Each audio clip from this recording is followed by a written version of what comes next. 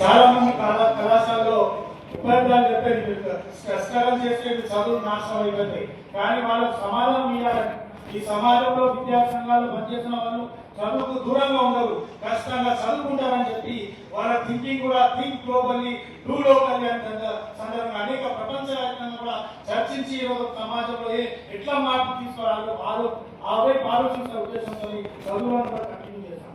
చాలా మంది అనేక మంది విద్యార్థులు ఈ ప్రాంతంలో విధంగా ఈ భారతదేశంలో అఖిల భారత విద్యార్థి సమైక్యలో పనిచేసినటువంటి విద్యార్థులకు అనేక హౌదర్లు పనిచేశారు. మాజీ ప్రధానమంత్రులు అనేక ప్రొఫెసర్లు, అనేక టీచర్లు, అనేక డాక్టర్లు, అనేక ఇంజనీర్లు, అనేక అడ్వకేట్స్ ఈ భారతదేశంలో అఖిల భారత విద్యార్థి సమైక్యలో పనిచేసి ముందుకు సాగినటువంటి నేపథ్యం.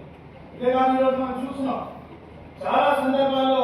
ఈరోజు మనం ప్రస్తుతం దేశంలో చూస్తున్న పరిస్థితులు ఏం తినాలి, ఏం మాట్లాడాలి, ఏం రాయాలి, లాస్ట్ ఎవరిని పెళ్లి చేసుకోవాలి, ఏ మతంలో ఉండాలి, ఏ భాష మాట్లాడాలి, ఎక్కడ ఉండాలి, ఏ ప్రాంతంలో ఉండాలి, ఒక సంస్థ ఈరోజు నిర్ణయించిన పరిస్థితి వచ్చింది.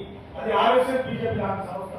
ఈ దేశంలో ఏం రాయాలంటే వాళ్ళు చెప్పింది రాయాలి, ఏం తినాలంటే వాళ్ళు చెప్పింది తినాలి, లాస్ట్ ఎవరిని పెళ్లి చేసుకోవాలి, ఏ కులంని పెళ్లి చేసుకోవాలి, ఏ మతంలో ఉండాలి, వాళ్ళు చెప్పింది చేయాలనే సందర్భంగా ఈ దేశం నడుతున్నట్టు అఖిల భారత విద్యార్థి సమైక్యగా విద్యార్థులు ఆలోచించాల్సిన అవసరం ఉంది.